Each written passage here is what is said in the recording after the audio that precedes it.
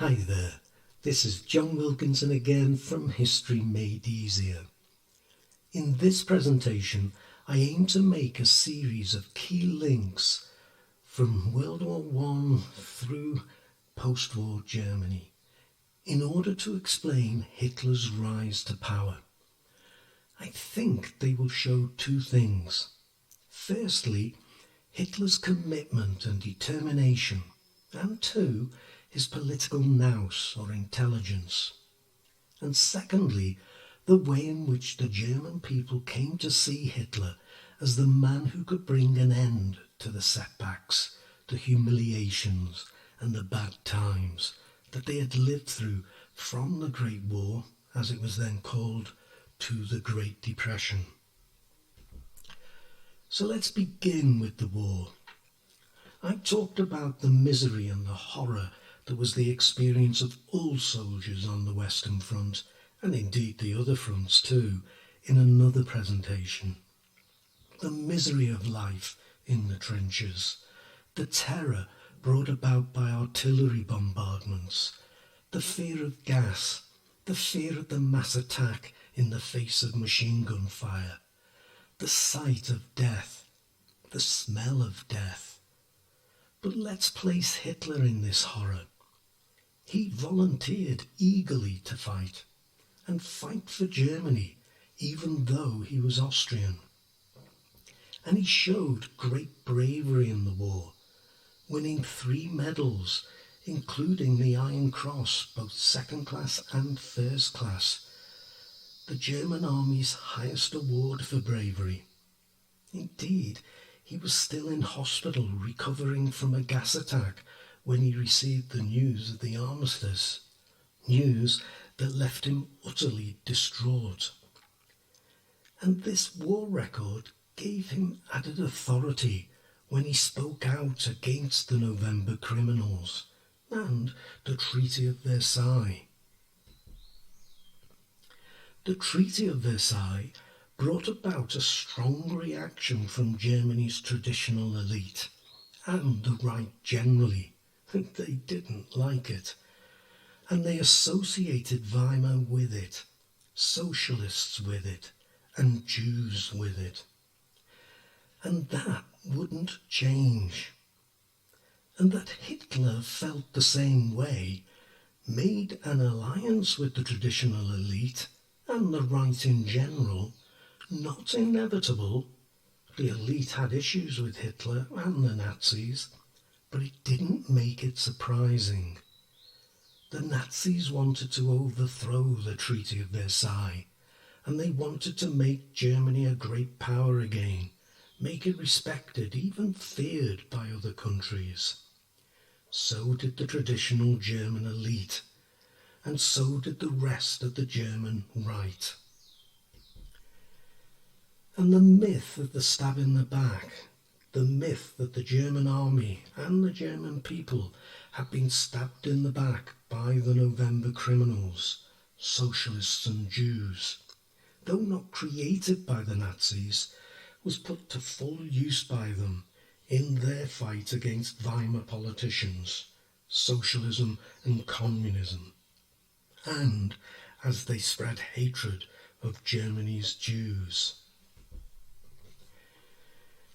If you look at the uprisings, the putschs in the German Revolution and in the early years of Weimar, the left was to the fore, if in truth they were never really a threat. The Spartacists, led by Rosa Luxemburg and Karl Liebknecht, agitated for a Bolshevik-type revolution that would result in a Germany ruled by workers' and soldiers' councils, or Soviets. There was also the Bavarian Soviet Republic, and there was the Red Army in the Ruhr. And too, there was the reaction from the right, notably the role played by the Free Corps, culminating in the Cap Putsch. The Nazis' brown shirts, the SA, can be linked back to the Free Corps. And the SA stood up to the communists, fought them on the streets, and this was noted by the right. much as they may have thought the Nazis were otherwise distasteful. 1923 was a traumatic year for Germans. They were invaded, occupied and humiliated by French and Belgian troops when the government declared it couldn't meet its second reparations payment. They suffered hyperinflation that bankrupted their economy and ruined banks, businesses and individual savings. And there was another putsch attempting to take over the government. Germany couldn't respond to the occupation of the Ruhr militarily. It had been forced to reduce the size of its army to just 100,000 men, and it would have been quickly crushed. And when they responded with passive resistance, essentially going on strike, somewhere between 100,000 and 150,000 people were driven from their homes, indeed from the entire region. And in the protests, over 100 people were killed. And when the government printed money in order to cover the workers' lost wages, hyperinflation resulted. Everyone suffered as money became worthless. But the group who suffered long-term were the middle class, who saw their savings lose all their value. Hitler, under pressure from his own party lest they lose the leadership of the right, responded with an attempted putsch to take over Bavaria before marching on Berlin. The putsch quickly unravelled and really turned into a tragic farce. However, Hitler's trial and the myth that developed out of the putsch was another matter. The trial showed how the traditional elite had come to sympathise with Hitler. The judge was lenient in the extreme, reasoning that the putschists were acting patriotically and so should be treated leniently. And the judge allowed Hitler to use the trial as a propaganda exercise, damning Weimar politicians and calling for a national revolution. Because of the trial, Hitler was seen as a figure of some importance, the leader of the nationalist right.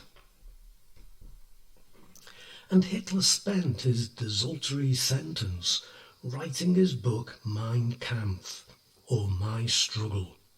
Although not widely read, the book became widely known and talked about. In it, he set out his criticism of the November criminals and the Weimar Republic, as well as his own vision of Germany's future. But it's the title that I think we should think about. My Struggle associated Hitler's struggle with Germany's struggle. Hitler's sacrifices were for Germany. Hitler was fighting for the German people. He had in the war, now he was fighting in the political arena. Also, while he was in prison, Hitler came to the conclusion that the Nazis had to win the Reichstag in order to win power. He told a party loyalist, instead of working to achieve power by armed coup, we shall have to hold our noses and enter the Reichstag against the Catholic and Marxist deputies.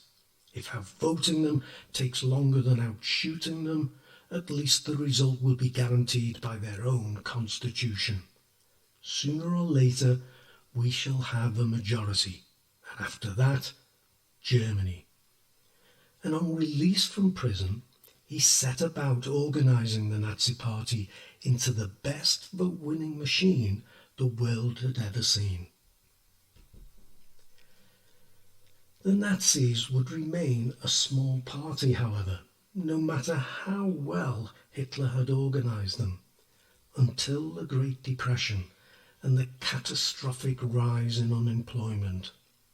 If you take a graph of rising German unemployment and place a graph plotting the rise in the Nazi vote over it, you would see they run virtually parallel with each other. As unemployment rises, so too does the Nazi vote. And now we can draw what has happened together. Germans had lived through the war and the uncertain times that had followed the war. They had lived through the hyperinflation of 1923 and now the unemployment of the early 1930s. Hitler not only gave them reasons for all their suffering, the November criminals, the stab in the back, Weimar, socialists, communists and Jews, but he seemed to be offering them a solution, a national revolution that would return Germany to its traditional values and make it great again, tear up the Treaty of Versailles in the process and provide jobs in the process too. After everything Germans had been through, it was a powerful message. Make links in your analyses, and your answers will be so much stronger. I've not fabricated links in this presentation. They are there. I'm just using them. We all just have to step back and take a wider view to see them.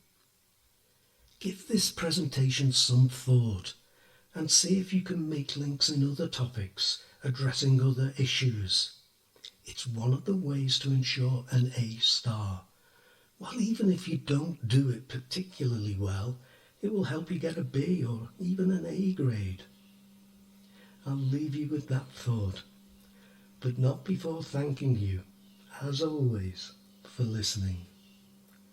Cheers.